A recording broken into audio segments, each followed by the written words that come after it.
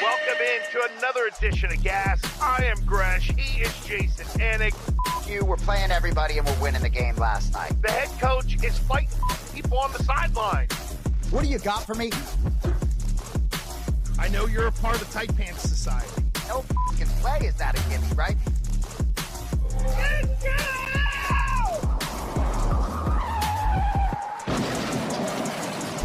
More divisional round football in New England. We are going to get into it. Welcome into another edition of Gas. I'm Gressy's Jason Anik. What a win by the Patriots, and we have divisional football to peel through. Someone on this show may have an opinion on the Dead Sox. We can get to that as well. But Jason Anik can't wait to spring something on me. I feel like with that shit-eating gritty you got working. What's up, bro? How are you? Always got something to throw your way. Great to see you, brother. And I just want to start by saying thank you again for having my twin brother with you in the club seats at Gillette Stadium at your house before. He had a great time. And I said last week, I don't know how much I got into this publicly, but my brother would tend to be home on a couch for a game. And he's talking about even perhaps coming back to Gillette next week. I don't even know what's going on, but thank you. He had an amazing experience and can't say enough about your wife. Yeah, Betty Gresh. Oh, Jesus Christ almighty. There isn't a person that she won't talk to. That we are so very different in so many ways, and maybe that's why we work. But oh yeah, he called her the mayor at one point, which of course, like, here's the thing: my wife has been going to these games for like 20 years, and she has a whack pack. I'm not kidding. There's a guy named Dan who's a lawyer for the state of Massachusetts. He's a smart guy. My wife thinks he looks like the race car driver Tony Stewart. It's the craziest goddamn thing ever. So we introduced John to this guy, and he's like, and he was like, this is the MMA guy, right? Now, mind you, this guy, Dan, normally wears socks to the games that say beer on them. So, and he spends the night at one of the local hotels after the games. And we did a good job of being incognito. Jay, I got to say, okay, John came to the house. We all went up because I told him, I said, you have to experience the club seat parking, which literally you're pulling to the front door. It's really dope.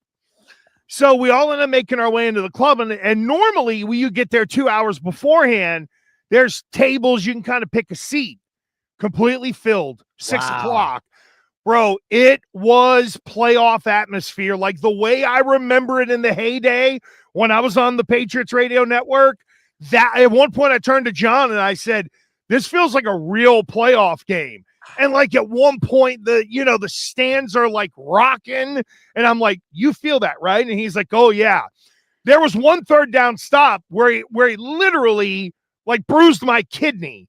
So for the real cold games, I have a thick black leather jacket that I wear when I do the high school games as well. It's my Paul Pierce no stabbing jacket. Is really, remember Pierce got remember Pierce going there, yes. No, but remember Pierce got saved by the big thick jacket. I would be the same, right? And at one point there's a big third down stop, and your brother turns around and he goes like this. He like hits me in the front and in the back, and I'm like, son of a bitch. He was so fired up. He got me with a live round in the back and kept saying how much fun he had. We had a freaking blast just sitting there, shooting the shit during the game, looking at the stadium, making fun of people. Oh, my God, the people watching there was insane. Jay, they got these homyonkles who are now like the hosts of the game. You know, it's like, here are the latest 25-year-olds who want to work in PR but can't. So they like announce shit at the stadium and give away stuff. And there's a DJ now. We were like old men curmudgeoning about that. I remember back in the day when they didn't need a fucking DJ, you know, that kind of thing. It was a blast. It was a ton of fun. But most importantly, the Patriots did not play well, and they won by a bunch. That to me is a part of the real lead story when we talk about these New England Patriots. There's my boy Zoe losing his shit during the game. Is what else is new? Boy, he's got to work on that bald spot. You know, I like that you went there in terms of not playing their best game and still winning, because early in the season, as I was starting to believe more in this team, I talked about the margin for error and how they had that margin for error where they could win football games without playing their perfect game. But it's funny to hear you talk about John, you know, imploding some physical violence on you. Because my younger brother, we have a younger brother who's taller than us, bigger than us. And I always say to him, if we're ever watching a big game, just know if we win, I'm going to beat you up. Like, that's how it goes. That's the release, is punching my little brother. So I never punched my little brother growing back years, as much as I always wanted to, but I'll punch him if something good happens for the Patriots. Oh, it was, and we were legit. I mean, we were having, it was a blast, number one. And the first half was a little weird because there were so many missed opportunities, but they never felt like, I think I said to John at the beginning of the fourth quarter, they have not played great, but I never felt like they lost control of the game, meaning New England.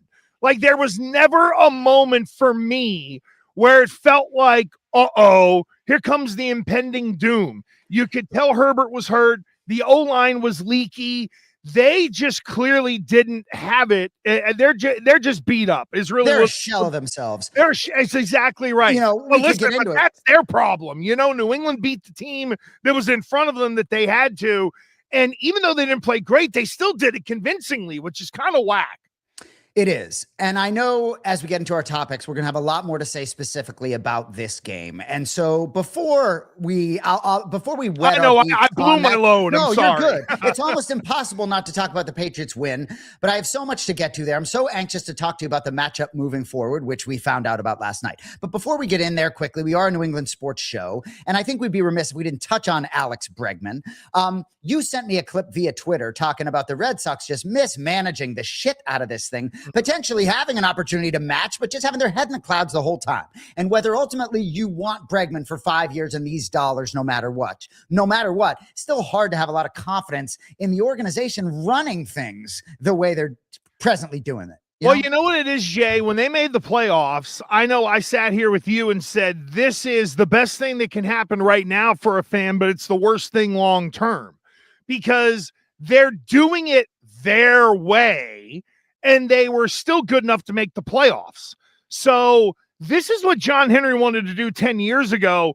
Remember when Larry Lucchino, this is actually, I think, going back to like 2009 now. Remember when Lucchino botched the John Lester deal? And it was, take a hometown discount. And Larry Lucchino like ran with it. And Larry Lucchino at that point in time said there was going to be a market correction when it came to contracts. Now, that's what they were thinking in 15 years ago. So John Henry looks at it, I think, Jay, and says, I've given the city 4 World Series when they had none. This team is still competitive. F you, I'm getting all the dollars out of it that I can. I think that's the way they look at it. And making the playoffs last year, I think, emboldened that thought process behind the scenes to where they're going to do what they think is fair market value, even if it means giving someone a 1-year deal, essentially like they did Bregman, and then ultimately he's going to walk. When he didn't pick up the option, that should have told us everything we needed to know about how this was going to end up, in my opinion. I agree. And frankly, you and I have talked about this for almost a year now. Mm-hmm. Even without picking up the option, we always looked at it as a 1-year deal. And we sort of knew, I thought that was a huge mistake right out of the gate, right? And dollars ultimately wasn't the difference in this deal. You think the Red Sox hindsight wouldn't maybe want to go back, give him 4 or 5 years? I mean, the Red Sox paid him $40 million. He's not getting that AAV now. No, he isn't. And I think they knew that. And that's the genius of Scott Boras, by the way.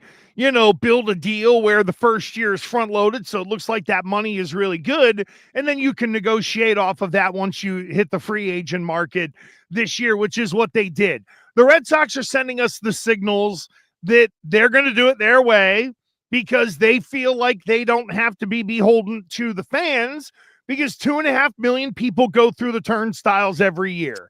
And what got Bob Kraft's attention last year with Gerard Mayo? People stopped showing up. And until that happens at Fenway, This will never change. That's why they went with the worldwide marketing of come see America's beloved ballpark. It was never come see the best team in baseball. It was come sit in a seat that was made for someone built in 1912 and try to sit there comfortably, right? Like, that's really what it is. Hey, people from Japan, don't come see, a Daisuke Matsuzaka. Come see the great Fenway Park song. And then that's like literally they marketed the ballpark. Now they get 2.5 million people minimum every year. They don't have to worry about anything. Even if fans revolt, it's not going to affect them, which is crazy. They have been able to position themselves that way. I'm still cautiously optimistic about this offseason. One point I want to just make to you. I'm a big culture guy, a big chemistry guy, a big intangible guy. So for me, I'm still very pleased that Rafael Devers is no longer part of the organization, because I really believe you got to be playing for each other. And you look at the locker room for the Patriots, I think that locker room dynamic could potentially vault them further than they need to go. No, that's a good point. For me, how do you feel about Rafael Devers being gone? I don't love the narratives out there that, you made Bregman the guy and got rid of Devers. That's nonsense to me. No, what they did was it was an overreaction in signing Devers in the first place. If they're contract conscious now, I said this when I was working in EEI and caught all kinds of shit for it, but it was an overreaction because the fans were really mad that they traded Mookie away. They screwed up in giving the wrong guy the big contract. If they swallowed hard and given the big money to Mookie, they still would be thrilled. And then if they traded Devers before paying him, it would have been good. Get that sack of shit out of here, right? So they mismanaged it.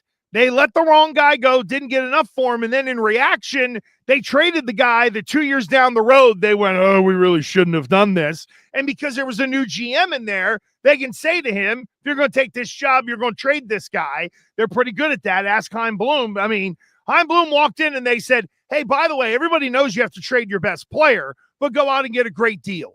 I mean, they literally corner these GMs and making these trades. So we're not going to be doing a Jake Paul recap. So there's the Alec Bregman signing. So Gresh, I know we're going to talk a lot about the Patriots, right? Yeah. And we're talking football. And one thing I want to say in terms of, we talked a lot about Bob Kraft, and I love your Bob Kraft impersonations, but we've said over and over again, the fact that he was willing to punt on Gerard Mayo after that one season. Jets weren't willing to do that with Aaron Glenn. Mike Vrabel has changed the whole thing. Really gives me a taste of championship number 7 at some point in the next 5-10 years, it feels like. So yeah, a lot of coaches floating around out there.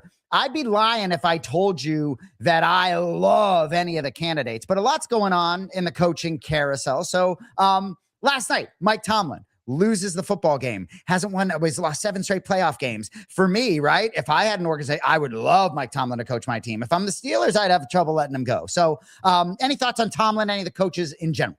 I don't think the Steelers are letting Tomlin go. That organization loves their stability, and I know people are, you know what it is? It's one of those, I'm sick of seeing your face type of things with Mike Tomlin. I think with the Yinzer fans down there in Pittsburgh, it's more of the, like, people will look at it and say, I'm sick of seeing his face. Oh, who do you want to get that's better? Well, we don't really know. And that really, if you're going to look at Harbaugh and Tomlin are kind of similar in too many ways. If you brought in Harbaugh to Pittsburgh, it's not an upgrade. And like, what are you going to do? Go get Mike Kafka? Or, what do you want? Like one of these coaches, you're going to bring in Robert Saleh? Like, seriously, I know that there's restlessness in Pittsburgh. You know what? People dog out Doc Rivers, and you could say he ain't this or that, but he's a Hall of Fame coach who's won a championship. And I mean, in this hiring cycle, what are you gonna punt Mike Tomlin for goddamn Kevin Stefanski? Well, it's like John Harbaugh being out in Baltimore, right? There was a lot of talk about Tomlin and Harbaugh, and they played for the division that night. And if either was going to leave, whether it's on their own terms or what have you, that maybe it just was sort of time for a change ultimately. I don't love the way Bisciotti did it, calling him over the phone, but that's none of my damn business. Right. But either way, like, I do think kind of time for a change. I mean, John Harbaugh over and over just talking about Lamar Jackson, greatest player he's ever seen, greatest player of all time. Well, you didn't get it done with him. I think it's great for there to be a new voice in that building. And frankly, in Pittsburgh, I think for Tomlin and Pittsburgh, maybe a new voice might make sense. I just have so much love for the way Mike Tomlin leads. It's hard for me to think there could ever be a reason to move off a guy like that who's what, 50, 51 years old? Yeah, when Baltimore goes backwards next year, they're going to realize how much they miss John Harbaugh. I mean, I that is happening. You know why? Because like John Harbaugh placated Lamar Jackson to a point. Now Lamar's going to run the show. And watch what happens down there next year. I think they're gonna be a disaster. See, I think Lamar's been running the show, and I think that's part of the problem. Get a guy like Brian Flores in there. I don't know if he's running the show the same way. Like, I really do believe, I mean, when you hear Mike Vrabel talk about the work of Drake May, and I just wonder a lot about what happens there with Lamar Jackson and all the injuries and everything going on. You know, I just wonder how married to every moment of preparation he is, how willing to play through injury he is. It's not me to question an athlete, but I just believe Harbaugh has put him on such a pedestal and handles him a little bit with kid gloves, honestly. Well, he has to. Well, but I don't. You know, sometimes you got to break eggs and make an omelet. I mean, I don't think Mike you know what it is. I think Jackson's got the ear of the owner. I think it's above that level. And now Lamar, no matter who they bring in, Lamar. You know what it is? It's in '98. The '98 Patriots started to crumble under Pete Carroll because they had Bobby Greer upstairs. So the players would all go upstairs to Bobby Greer and complain about this new head coach that they didn't like. So it caused division. I do think that's a part of what happened and why Harbaugh got punted out of there and the way he was.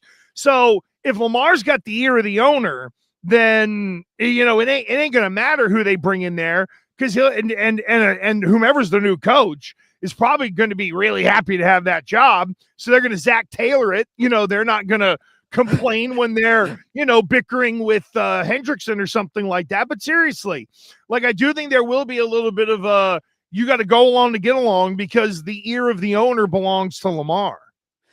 If I'm the Green Bay Packers, Matt LaFleur is not going anywhere. No, Pittsburgh should not fire their coach. Green Bay should not fire their coach. There is, again, if you're in Pittsburgh, okay, here's you let Tomlin go, and then we're bringing in this guy. If that guy doesn't have cachet, now, if they want to really shake it up a little bit, here's what Pittsburgh could do. They could back channel to Kurt Cignetti at Indiana. You love this guy. No, but he's a Pennsylvania guy. His dad was the coach at Indiana, Pennsylvania for 20 years. The fucking stadium's named after him, right? That name, and that dude wins a national title, right? I mean, if there was ever, you're at least going to bring in somebody who the people down there are connected to. And that's why I think you know, and Cignetti is rooted in, here are the core principles of our program, and it would work at the pro level as well. I really do believe it. I don't think that guy's leaving, but what I'm saying is, you can't just here's Ham Hands Harry, who was the offensive coordinator of the Toronto Argonauts. Like, anybody you bring in is not Tomlin. They better have some cachet.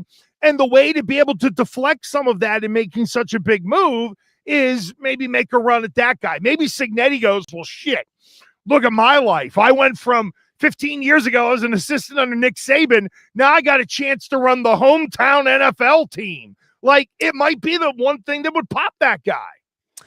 You know, if I'm Mike Tomlin, this would maybe feel like maybe a natural time to exit. I understand. I think if he comes back next year, it's year 20. But for Tomlin, obviously the TV opportunities would be lining up. But even to coach elsewhere, right? If you run it back another year with Aaron Rodgers, I mean, if I'm the Steelers, I wouldn't want to run it back another year with Aaron Rodgers. With all the quarterbacks in the AFC, with guys like Burrow and Mahomes and Lamar Jackson re-entering the mix, perhaps, I would not want to run it back with Aaron Rodgers at 43 in the AFC. I wouldn't want to do it. If I were Mike Tomlin, I would perhaps take a year and just let it breathe a little bit. Bill Cowher's certainly enjoying his life, probably going to live a long time after leaving that gig. So I think it's really up to Tomlin.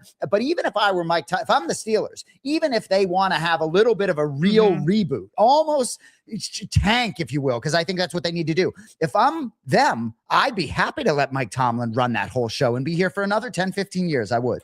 Well, I think there's a couple different ways they can go about it, right? Leave Tomlin hang for one more year, let him coach out whatever roster they're going to put together, get a higher draft pick, and try to find a QB in the bumper crop class of 2027, right? So there's that thought process. What you said would be ballsy, but it would take the sting away from moving on from Tomlin, which would be we're ripping the Band-Aid off. The old quarterback is gone. The old coach is gone. We're looking for our new head coach QB combo and see how they go about figuring it out. Always reignite fans and excite fans of wow, we're trying to look for our Allen McDermott duo now. And people would get energized by that.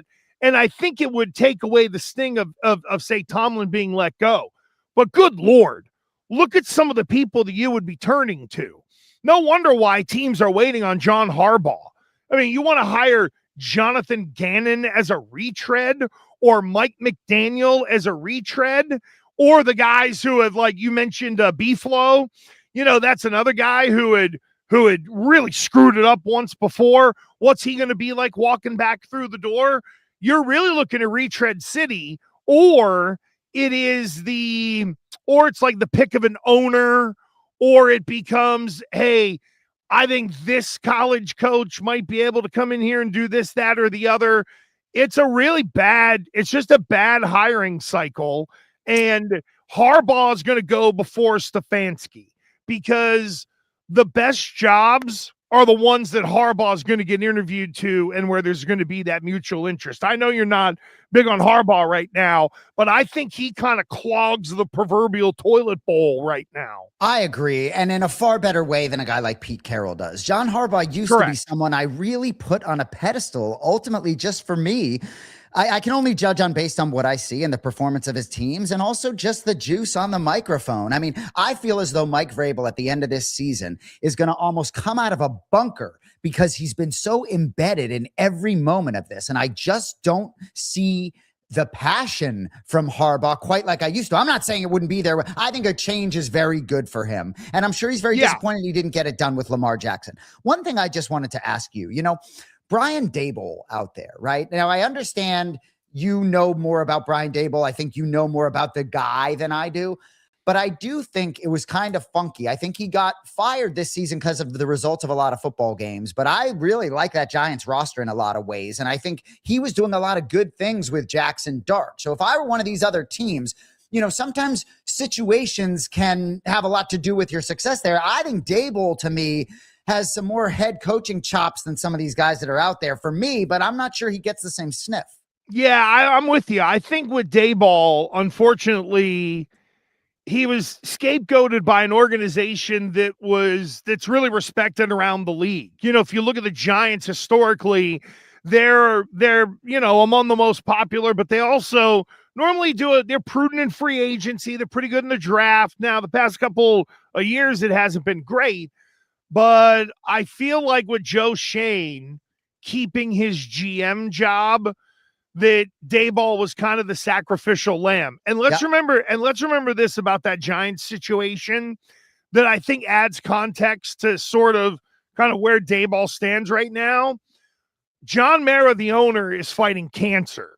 So a lot of people are saying, how come Joe Shane didn't get fired? I think it's because John Mara, while he's fighting for his life, has Joe Shane in there and he trusts him to run the operation. Wow. And a lot of people don't talk about that. But I think for Joe Shane and grabbing control, it's let me push this coach out the door. And the behind the scenes is Shane, I feel like, is very embedded there because of the unfortunate health situation with the owner, to where the owner can't maybe be as hands-on. And I don't think there are the experience level of people in the organization around the owner that there once was. I'm talking like a Tisch or someone like that. I don't know if there's a lot of, like, it's not like Parcells was hired by Mara to be a consultant to keep an eye on things while he was kind of fighting his battle. I think Joe Shane is that guy, and he has control of the whole thing. I'm going to be shocked if John Harbaugh's not the next coach of the New York Giants. Me Certainly, too. I think it's appealing for him to be in a separate conference from his brother Jim. They were back in the day when Jim was with the 49ers. Now they're in the same conference. And for the Giants, right, you got Dart, who can move a little bit, Scatabo, Neighbors. I mean, that defensive front with Dexter Lawrence, Abdul Carter, Brian Burns. I mean, I love that roster. If I'm John Harbaugh. And a high pick. Yes, exactly. And in the spotlight in New York, I'm sure appeals to John Harbaugh for this last sort of run. And I think that division, while somewhat competitive, is a little bit shaky right now. And look what the Patriots did last year. I think there's some opportunity there. So be hard for me to see him going elsewhere. I tell you what, if I were Jerry Jones, I know the Cowboys did some good things on offense, but how long are you going to sit with Brian Schottenheimer? I may miss an opportunity here. Yeah, I think, he busted the move last year, and Jerry does what Jerry does. I'm going to hire Matt Eberflus because I think this son of a bitch can coach some defense, and then I'm going to turn around and stick my hand all the way up his ass in trading away the best player I got on my dadgum football team because I can't remember whether his name's Micah or Michael. I mean, good Lord. So for you, right, who do you like in terms of these coaches? I mean, is it John Harbaugh and then everybody else? Yeah. I mean, it's not even close. Sean Harbaugh's number one with a bullet. And then it's probably Stefanski, only because get him out of a really bad situation. Cleveland is a mess. But, if Atlanta is not going to go back to the Belichick pool, I could see Stefanski in Atlanta because he might be able to sell them on, hey, you've had people in here who don't know what they're doing offensively. Here's what I would do with the tight end and the running back and I think he might be able to go in there, Kevin Stefanski, and sort of sell, hey, you guys have drafted offense. I can fix your offense. Look at the shit that I've been dealing with. This would be he could tell them this would be an amazing situation given what I've lived with the last 6 years. Oh, and that the Atlanta Falcons are not near the shit show the Cleveland Browns are. It's Correct. A very well-run organization, and I think that would be nice for Stefanski to be able to focus a little bit on that. All right. Let's move to the fucking Patriots, right? I'm so looking forward to talking to you about this football game and moving forward because I just don't think I was nearly as impressed as everybody else with this Patriots win. And what I'll say, yes, the defense without question, but ultimately what this game told me, and talk all you want about the schedule, the easy schedule for the Patriots, and that Chargers defense hats fucking off. I mean, blew me away in terms of a lot of different things. But this game showed me it's very difficult for me to believe in this Patriots team moving forward after watching that particular performance. I understand it's just one game. I got a lot more to say, but I am not as confident in them moving forward based on a lot of the shakiness I saw Sunday night. Well, I think there was a couple things at play. Number one, the best position group on the field for the Chargers was their defensive line. I didn't think their linebackers played very well. I thought the secondary gave it up at times. That defensive line was mobile, agile, hostile. I thought they did it. They showed some flashes. They just got worn down by the end of the game. So I think for the rookies on the left side, they kind of needed to, it wasn't Bill Campbell. It was more the other kid at left guard, Wilson. Yeah, he had a bit of a rough night, and I think Garrett Bradbury sucks. So there's multiple opportunities for that guy to screw stuff up. But I thought the running game, it was really those turnovers that took the steam out of a couple of drives that were kind of on the move and impressive. The ball gets tipped, and then here comes the fumble. I'm not worried about the offense as a whole. I'm more worried about the kid getting a little jittery back there because he's putting the ball on the ground. And even last night, strip sack, scoop score, touchdown to seal the game, even though it was 23-6. That, it maybe added injury to insult, let's say. But that's more of what I'm worried about is the kid not getting jittery as we go further in the playoffs. And Cody's entering CJ Stroud's name. And yes, we'll talk about that. All right. CJ Stroud fumbled 5 times last night. Guess what? He's going to protect the fuck out of football this week at Gillette Stadium. I'll bet my life on it. So it is what it is. It's week to week. And hopefully Drake May learns the same lesson. Will Campbell turned 22 years old 1 week ago today. And gosh, he looks like a kid. Drake May still 23. They just look young, right? May, 2 fumbles, 1 of them lost, the interception.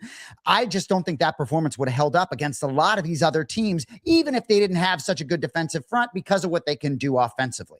I know we're going to talk a lot about the Houston game, and I know that you and I, before the postseason, the Texans was the one team I didn't want to see, was the one team you did because of their potential to suffer offensively through big stretches. So ultimately, maybe the Houston offense isn't the one coming in. But what I will say, if I'm Will Campbell, I would have had a lot of nightmares last night about Danielle Hunter. And I'm telling you right now, you talk about the defensive front for LA, and I'm not trying to shift forward to this Houston game, but it ain't like you got a worse unit coming to town.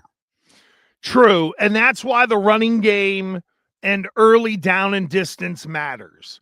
What swallowed up Pittsburgh last night against Houston was they were in, and I could, I should pull up the game book just to see how many 3rd and 7 or long they were in.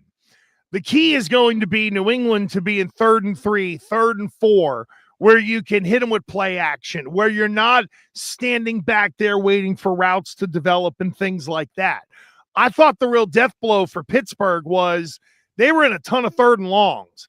If New England's going to be in 3rd and long, it happened against the Chargers. 3rd and long, they got gobbled up. So really, you know what this is? It's the guy who is, and I know that you may not love this because your brother and I were talking about this at the game, but the MVP the last 6 weeks has been Ramondre Stevenson. And this is going to be another one of those games where they need the power running. They need 15 good carries from Ramondre and 12 of those on early downs to set the tone to stay out of 3rd down issues. Here's the other thing about Houston, Jay, real quick. I've been diving in on a certain position that I think the Houston defense is going to have some trouble with, because here's the thing. The Patriots have wide receivers where Diggs is the one where you say, where the hell is that guy? And then the other guys still have plenty of ability to operate. And that's not, dogging out like Kayshon Boutte. That guy can go, but people don't respect him the way they do Diggs, right? I'm telling you, the tight ends are going to eat this week against Houston. And if Houston is going to try to take away the tight ends, there are actual wide receivers and running backs who then are going to get the matchups. And let me just give you some quick numbers here. Arizona, right? Trey McBride, 11 receptions on 12 targets, 98 yards and a tud. Las Vegas on December 21st. They got no quarterback, right? Or they're playing with, the rotted remains of Geno Smith. We know they got a big-time tight end. 7 receptions, 8 targets, 42 yards, and a touchdown. Against Indianapolis, final regular season game with Tyler Warren. 5 receptions, 6 targets, 82 yards. So that may end up the real rub for Houston is going to be, how are we going to handle the receivers? But more importantly, how are they going to handle the tight ends with those receivers and not getting the running back matched up on a linebacker from the Houston end? How do they avoid covering all those dudes and not all of a sudden here's Henderson out of the backfield and he's on a go route against the linebacker for a touchdown? There's that fucking dime from the kid Drake May. What a throw. So what I will say, Gresh, right? When I talk about the NFL, whether it's to UFC fighters or people that don't watch football, right? anybody that didn't watch football this weekend, the Patriots game was probably the worst game of the weekend, but it was absolutely riveting this weekend watching football. And we could go on and on about all these games, but I can't get enough. I got a smile on my face. I sit octagon side for a lot of these UFC fights. And honestly, I felt that was a similar feeling. I'm sitting there with just mouth open, smiling, just can't wait to see what happens next. My mind was blown. Let me ask you a question. Stefan, go ahead. No, I was going to say, it's funny because your brother and I were talking about at halftime, the tenseness you feel when you're in the house watching a close playoff game. Everybody has got pucker butt at the same time. Everybody is reacting to everything at the same time. And when there's no offense stuff, you can't release anything. We were at the Super Bowl when the Patriots won 13-3. It felt like that game was like tight. Yeah, you're sitting there with it. Yeah, it's pucker butt. The pop of the night from the crowd was when Justin Herbert got foobarred in the final 3 minutes. When he took that shot, oh, baby, everybody popped in that place. So a couple more things, right? Stephon Diggs, it's a little soft criticism on the crowd, which I kind of liked. He said the crowd was great, but maybe some moments where that left a little more was desired from Stephon Diggs. Any thoughts? You were in the building? Your wife's inside the whole game. I thought it was loud as hell, quite honestly. It was really loud when it needed to be. They also did a really good job in the building. So right before the Chargers were about to go on their first play, they don't put up "bring the noise." The graphic comes up, "bring the energy." And then it's an offensive player like a Pop Douglas who's telling the crowd. So they use an offensive player. They don't say "get noisy." They say "bring the energy" so the NFL doesn't get mad. So they are doing some prompting to sort of retrain everyone who hasn't been to a playoff game in 3 years.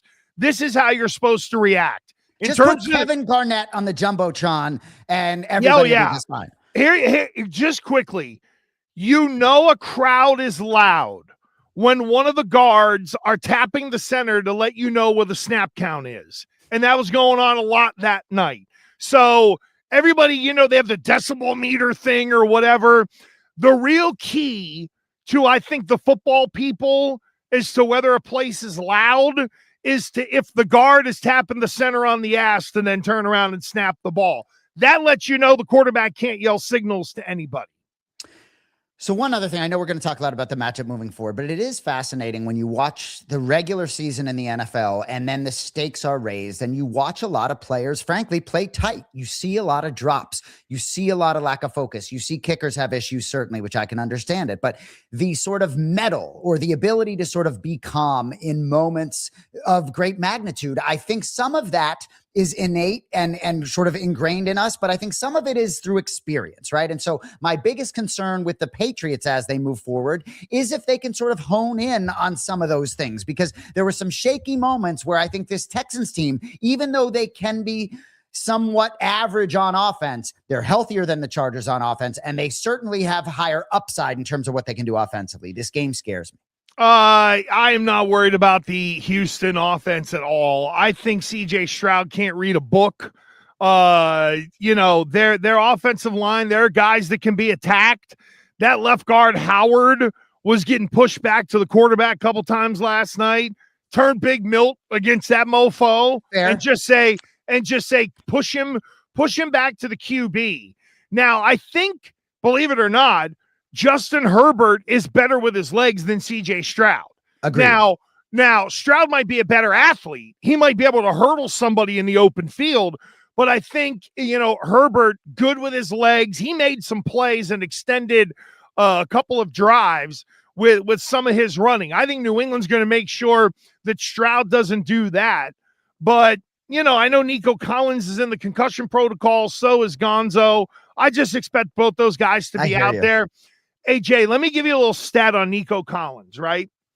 So I saw something on offensive coordinators drawing up specific plays for specific players. Like, for example, in Kansas City, Andy Reid drew up plays specifically to get the ball to Rashee Rice 2.2% of the time.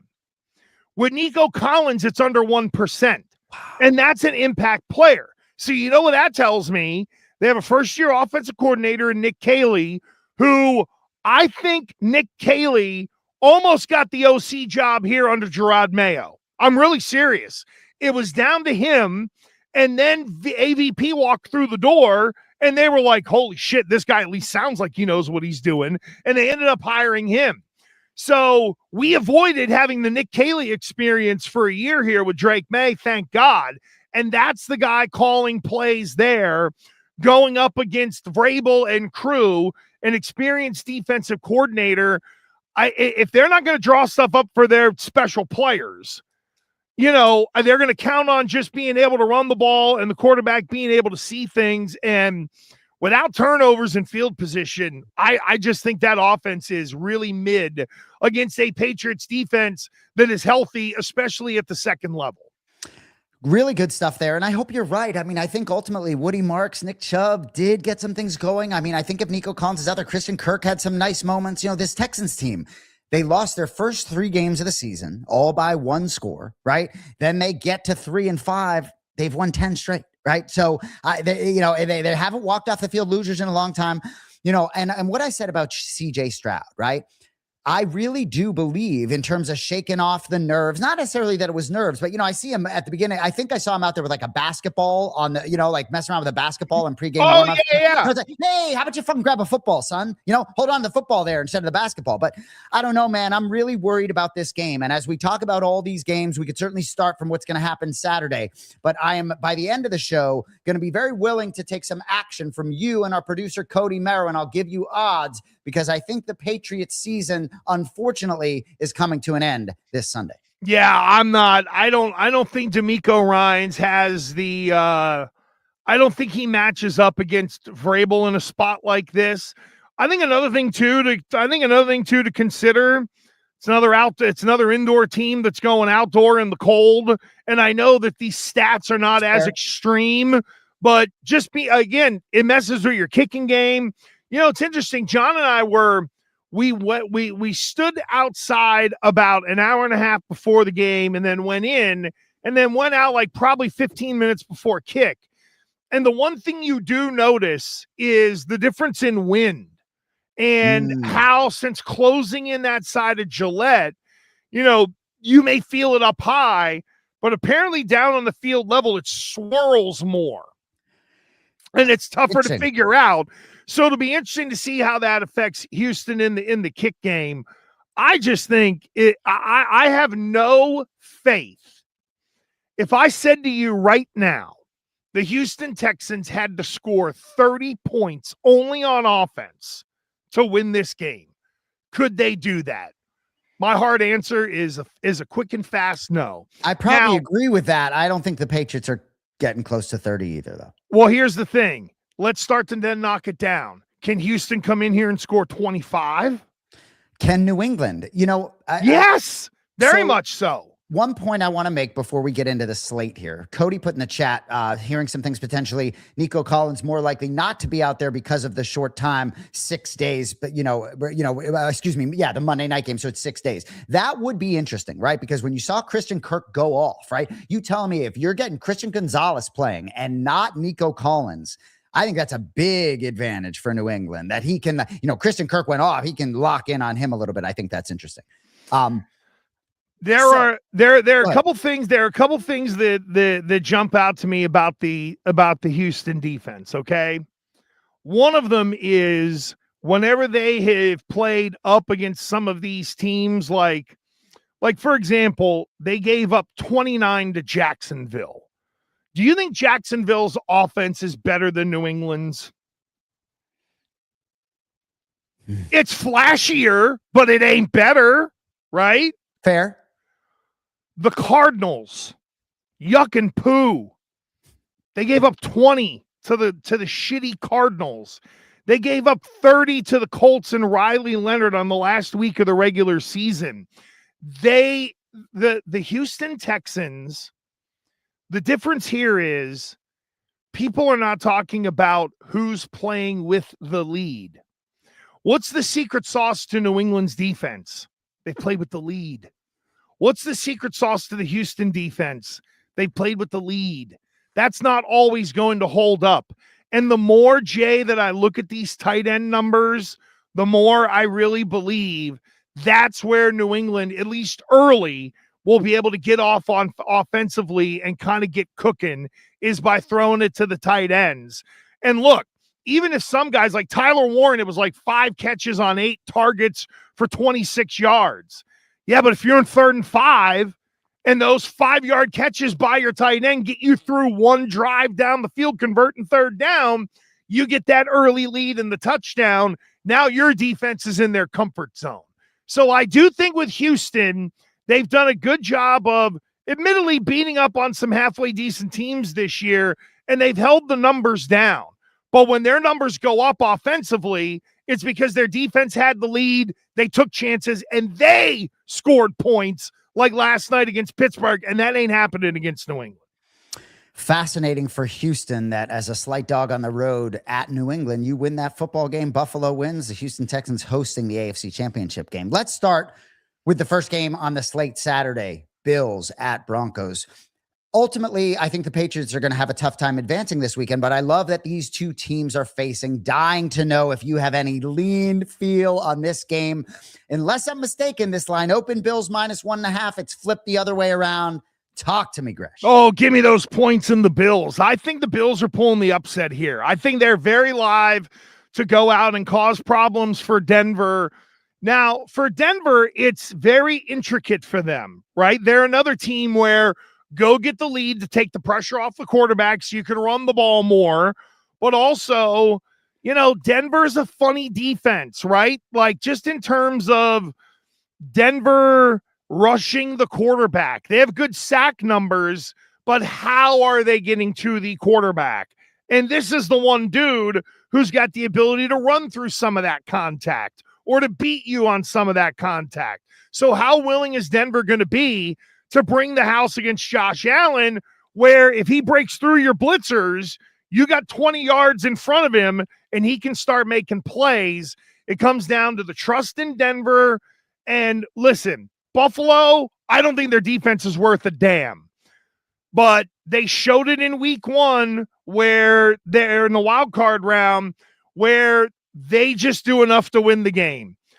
Jay, I got to talk to Charlie Weiss one time. Now, this was probably 15 years ago on like NFL radio. And I asked him, I said, what is the secret to winning in the playoffs? And he gave this long answer about people get wrapped up in style points and stuff like that. And he goes, here's the only thing you need to remember about playoff football.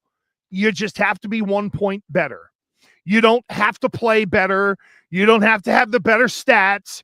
You just have to be 1 point better. And I feel like that's where Buffalo is going into this game. That if you said to me, who's the team that's just going to be 1 point better? I just feel like Buffalo finds their way to get there. And in part, I expect a slow first quarter for Denver because we kind of see it with these teams coming off break. You got to restart the engine a little bit, and it takes time to get that rhythm back. Great stuff. You know, the Broncos, I said all year, like they could have been 10-7, 11-6. I mean, playing with their food, beating teams by 2 points they had no business beating. You want to talk about the schedule? Patriots stomped bad teams. Denver, not so much. You know, it's really interesting. You talk about pressure. Certainly there's a lot of pressure on Josh Allen to win a championship, right? But this year's been a little bit funky, right? Patriots sort of reestablished themselves. So the Bills, you got to go on the road. And so in my opinion, there is a little bit of a breath, right? Does Sean McDermott get fired if Buffalo had lost at Jacksonville? I don't know, but they won that football game. That's a big football game again on the road against a tough Jacksonville team. If Buffalo plays really well and comes up a little bit short at Denver here, I don't know how catastrophic that is. Certainly it's another year, but I still think, you know, certain things to look at as positives from this year. But I think there's a lot of pressure on this Denver team and Bo Nix. I don't like how they've been playing in a lot of different spots. I don't know how much I believe in Bo Nix. I like the Bills a ton in this spot. I think they got through a real tough Jacksonville team. That was a great game. I don't believe in this Denver team. Can that Denver team put a performance together like the Texans on defense and win a game maybe almost by themselves? I don't know. go, but I like the Bills quite a bit. It actually surprised me a little bit that this line moved back. It made sense to me that the Bills opened as a 1.5 favorite. Yeah, I'm totally with you, and it lets you know that where the betting market is, that there's a lot of faith in Denver, and there, again, the Bills defense, it isn't great. Like, it was good enough to be able to help them get a win. But boy, Jay, to your point, the Patriots are hammering these bad teams. Man, you look at Denver, they beat the Jets by 2. Should have lost. The Giants by 1. Should have lost that one. They beat the Raiders by 3 on November 6th. They beat a wounded Kansas City team right before Thanksgiving by 3. Then a bye week. They beat the Commanders by 1. And that's no Jane Daniels. Thank you. They come back and beat the Raiders, who are failing, by 7. Then they beat Green Bay. They lose to Jacksonville by 14. Beat a dead Kansas City team on Christmas by 7. And then they beat the Chargers 19-3 because the Chargers didn't play anybody. And great stuff to sort of bring up that game about when Jacksonville went up there and won by 2 touchdowns, right? Because certainly Jacksonville and Buffalo, I thought potentially the winner of that Jacksonville-Buffalo game is going to the Super Bowl. And I do believe Jacksonville is a better team than Denver and on a different level, and I believe that Jacksonville would have beat a lot of teams. Really disappointed for Trevor Lawrence because ultimately he reverted back to being that guy this weekend. But I think we're both on Buffalo Saturday night. I just can't believe we're getting this game again. 49ers at Seahawks. 2 weeks ago, they played in the regular season finale. Seahawks win on the road 13-3 to punch that bye week. And the 49ers go and take care of the Eagles. We'll let you get to your stuff. I believe you picked the Seattle Seahawks to win the Super Bowl, and then you remembered, I think, that Sam Darnold was the quarterback. Talk to me. It seems like you're barking about the Niners under your breath. Well, because I have a Niners plus 650 ticket to win the NFC. So I'm not going to happiness hedge myself or anything like that. But yeah, I was a little surprised that the 49ers won in Philadelphia, I have to say, especially when I heard early on that, Brock Purdy was throwing interceptions and stuff like that. I think, and you and I are focusing on the moving forward, but that's another sort of percolating story in the NFL. What's going to happen in Philadelphia? Like, when they kind of step back, what parts of them do they think are broken? Is it the players or is it the coaching? But the 49ers were really impressive on the road, and the Eagles gave them an opening, and the 49ers were able to take it. Now, even though I went with Seattle, I think Seattle ends up winning the game, but I really like the 49ers plus the 7.5. And it's the whole line of don't take a team that you don't think can win or that you don't think can't win. I think the 49ers can win this game. I just don't think they will, but boy, 7.5 is really juicy for a team that's been more than frisky down the stretch, these Niners. The 49ers so banged up and obviously losing George Kittle. I know Fred Warner's creeping. I don't think you're going to get him this weekend. It is interesting. The divisional matchup sort of piques my interest a little bit from a 49ers standpoint. I do like your analysis. I would probably pick Seattle to win the game. But to me, the potential fly in the ointment is Sam Darnold.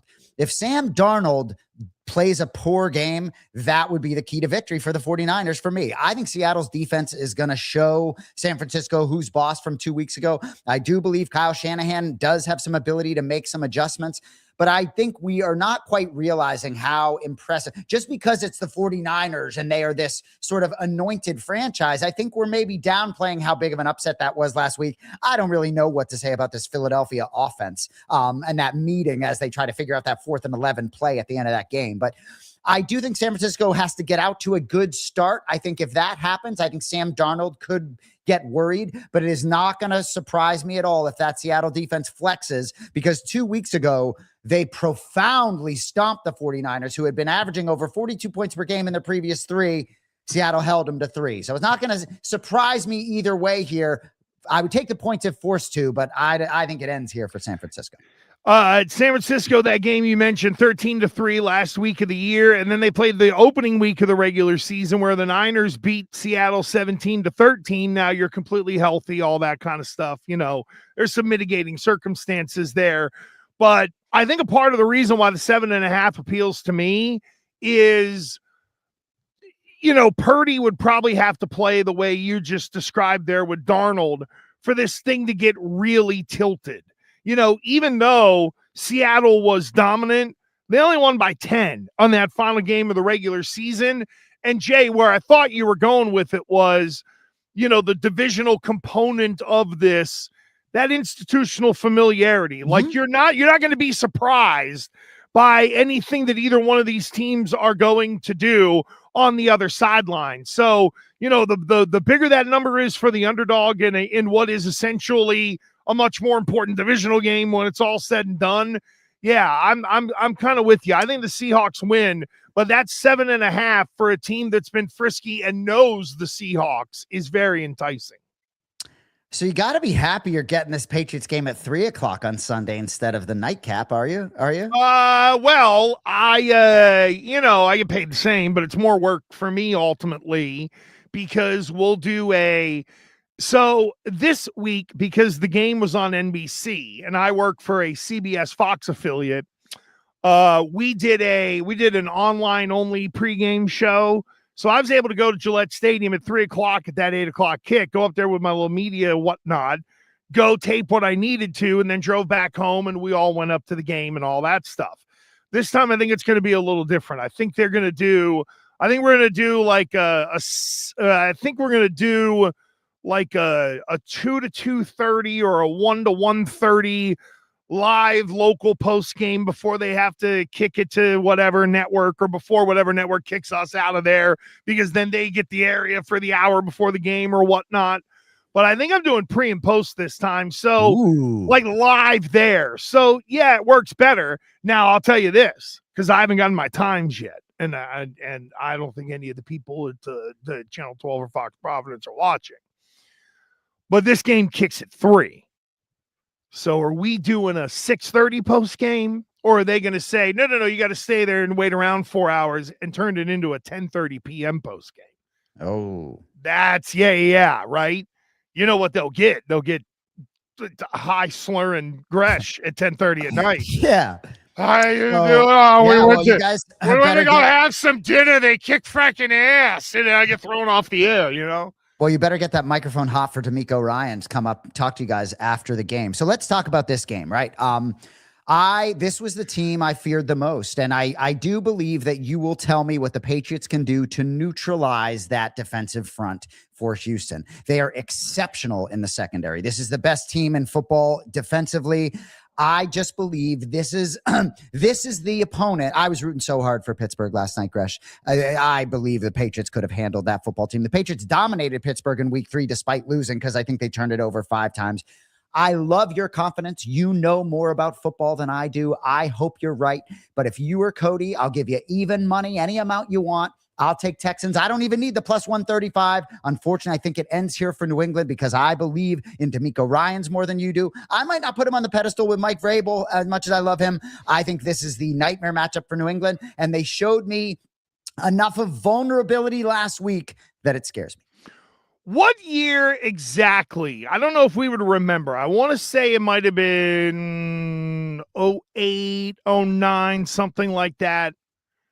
Remember when the Texans came in like a bunch of jack-offs in their Letterman's jackets? Yeah, I do. If Houston wins, I will buy and send you a Houston Texans Letterman jacket so that you can commiserate with the rest of the Texans from back in the day. That's how sure I am that they're not going to come to New England and get the win. Cody is the best. Look at that. I remember. So first of all, it was one of the greatest moments that Zolak and I ever had on the air, because Zoe was there was a whole thing. Somebody did a song about the Pats are coming, and then somebody did one for Houston, or somebody said, we can't wait to come in there. So Zolak said something to the effect of, yeah, you and your stupid Letterman jackets, come in my ass. And he rolled it all together, so it sounded perverted. But and you know what they did? They came in and they got smoked. That I just believe that is what is about to happen to this team. If Houston doesn't get spark from their defense, they don't generate enough offensively. And you know what, Jay? I might be dead ass wrong, but when I look at the numbers, I don't see a spot where a Patriots running back can jump out. I don't see many spots where receivers can jump out, but I see spots where those tight ends are going to be able to eat. And that is what can save the kid. Because here's another thing, too. I don't think Houston can deal with the 6-0 line look, especially when New England goes to 3 wide receivers, 6 offensive linemen, and then you put Ramondre in there, who Ramondre is the guy that doesn't need the fullback, so to speak, right? We've been through that in terms of the styles of running backs. Trevion had a great block on that. No, he did. Oh, yeah, that stood out. I thought he played sneaky well. I agree. In a lot of different ways. He didn't flash big numbers. Protect the fucking ball, Bingo. There you go. No, I'm with you on that. So I think the next level that I have not looked at is how have running backs done catching the ball out of the backfield? And this goes back to, and I know it's Tom. Yeah. Tom Brady won a Super Bowl throwing a ball to Chris Hogan, Danny Amendola, and James White. You know what I mean? So can that be Hunter Henry, either Ramondre or Trevion, and then whichever wide receiver kind of steps up? I think, and the key will be running the ball, and that's where Mumford and Sons are going to be. That's what I'm calling it now, right? It's Munford Jr., but it's the Mumford and Sons formation. You're going with 6, and you're going to fight them. And you know what? Will Anderson Jr. is a great pass rusher. Great pass rusher. But what you going to do when you got to defend 30 runs in the cold and a team that's going to run it right at you? That's the challenge for the Texans. They love to pass rush, but do they love to play the run? We're going to find out. So I really think whoever plays better at the quarterback position really will put their team in the best position. Unfortunately, I wish CJ Stroud hadn't made quite so many mistakes last week, because I believe he will be so damn focused with that football. I mean, how many playoff games has an NFL quarterback fumbled 5 times and still won the football game? I mean, I just believe there will be a switch flipped where there was a level of focus that wasn't there for him that will be here. That's what scares me the most. Sunday night, Rams, Bears. I mean, you give the Bears a puncher's chance. You think the Rams get out to a lead and then they make some more magic in Chicago? If I'm the Rams, I'm happy the way this worked out. Even though Philadelphia can be streaky, I wouldn't really want to be going to Philadelphia. Oh, I guess they would have been either way. I think the Rams roll here. Talk to me. I know you love the Rams. You reading Cody's thing? Record for most fumbles in a single NFL game is a 5. little. I got distracted by that a little bit, but what I was going to say was, this is where the softness of the Rams shows up in a big way. Isn't it going to be like 10 degrees in Chicago and stuff like that? I'm not worried about the quarterback. He's played in this junk before. But, Polynesian Puka, going to be nice and warm. 10 degree out there, free flowing, and everybody running around. Yeah. I don't top 3 player in the whole league. Yeah, he'll be ready. I don't see the Rams as being able to deal with the elements. They can deal with the Bears. They're just not going to be able to deal with the elements or the toughness that I think the Bears are going to hit them with. Like, that's one thing that has surprised me about Ben Johnson's team, is that they have been physical and they've been tough at times this year. I don't believe in the Rams, and I just think they're not tough. They almost spit the bit. They almost spit the bit against a crappy Carolina team where I even text, "Oh my God, they're so soft." And Stafford's going to make his mistakes. That's fine. I just think the Bears are gonna run for 200.